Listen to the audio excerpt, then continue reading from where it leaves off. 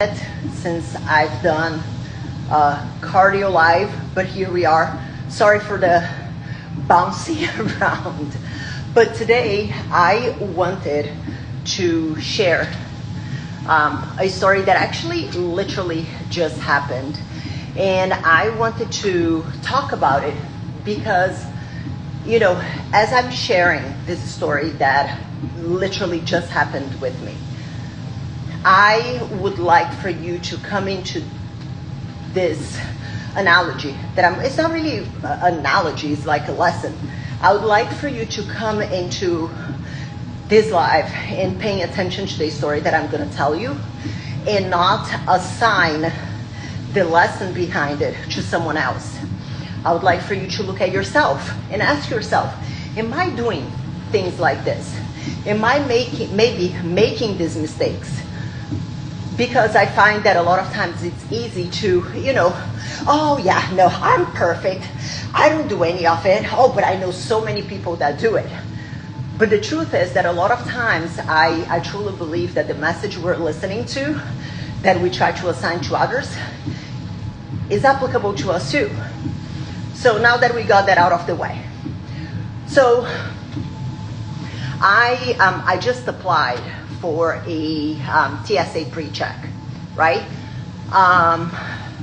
And in order for you to get a TSA pre-check, you have to go to, I don't know, Office Depot or I don't remember. So I arrived in this place to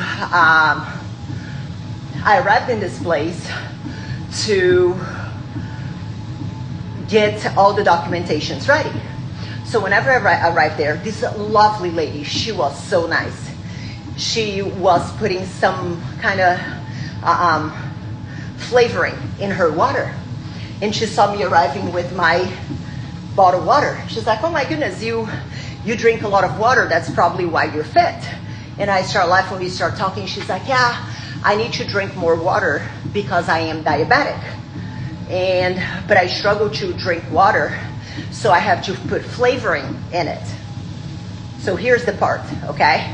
And then she's like, yeah, but then I don't know what to do because I know that sucralose and aspartame are not really good for you. So, I'm trying to look for like all these natural things. So sometimes I catch myself not drinking the water because I don't want to use the ones that have the sweetener, the quote unquote bad sweeteners, because they're bad for you. Right?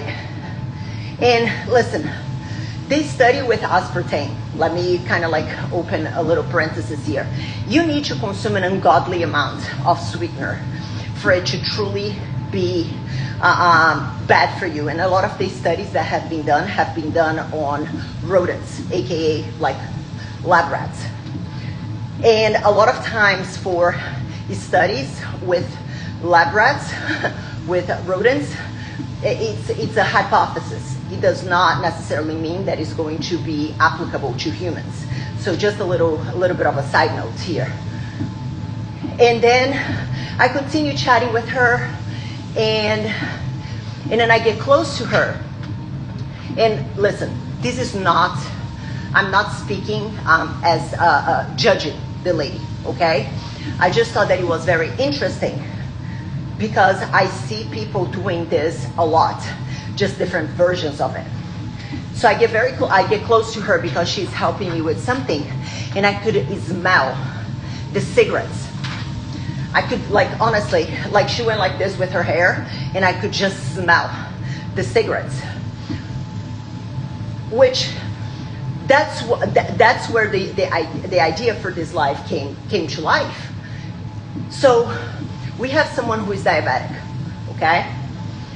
And she needs to drink more water. And now she's concerned about putting something that is going to help her drink more water because it's everywhere that aspartame is bad for you, and that sucralose is bad for you, and all this and the other. What about cigarettes? What about being diabetic and not doing something that can help you with that, even if not done optimally. Maybe, having the water with aspartame in it and sucralose might not be the best. Maybe the best would be to have just the plain water. But where's the second best thing? But she is so focused on the 3% that move the needle, or the 3% that is like toxic and bad for you, and all this and the other, and she's kind of like robbing herself of a solution that can actually help her. Meanwhile, she's still a smoker. Do you see what I'm saying? And I see this happening time and time again with people. It's kind of like, oh, I need an anti-inflammatory diet. Meanwhile, they have incredibly high BMIs. They're severely overweight. They don't exercise. Like my friend, Dr. Gabrielle Lyon says, they're overfed and under-muscled. But yet, they're worried about having anti-inflammatory food items. It's not about the food item that is anti-inflammatory. It's about the anti-inflammatory environment, lifestyle, ecosystem that you have. The most inflammatory thing that there is excess adipose tissue. So why don't we address that first to then split hairs over what is anti-inflammatory and what is not? What if, to get that person who might be severely overweight, what if the best way to get them to stay consistent with the thing that is gonna get them to their ultimate goal, aesthetics and health, is, maybe to incorporate a couple Chick-fil-A's in their diet per week, rather than, oh my God, you're a piece of shit because you're eating fast food, because how dare you, blah, blah, blah. Is it optimal? Not really. But it is a lot more optimal than for the person to be splitting hairs over anti-inflammatory and trying to be perfect for this period of time, which is not going to drive results. So what I'm seeing repeatedly is people focusing on the trees instead of focusing on the forest, instead of focusing on the bigger picture. So I would like to ask you, what are the things that you're doing in your life in regards to your health and your longevity and your aesthetics goals that is not the biggest needle mover? Are you stressing over, that one glass of wine that you have once a month, that then you feel like you fucked everything up, when in reality, it is what it is. You had a good time, move on, do the next thing. I think that right now we're living in a time where people are so obsessed with optimizing things, but what they forget is that optimizing can only come when you already have something that is good. If you optimize shit, it's still shit. If you put lipstick in a pig, it's still a fucking pig. So splitting hairs and, how is should my training be? Should I do, a GVT? Should I do a pull and push? Should I do like the 45 angle on the fucking lat pull down? Yeah, this can be ways to optimize. But if you have not mastered the most basic foundation, it doesn't matter how stressed out you become about the angle of your lat pull down, or if you're carb cycling. Because if you're carb cycling 5,000 calories and your calorie deficit number is, 1,600 calories, you're still in a caloric surplus. So you can carb cycle all you want.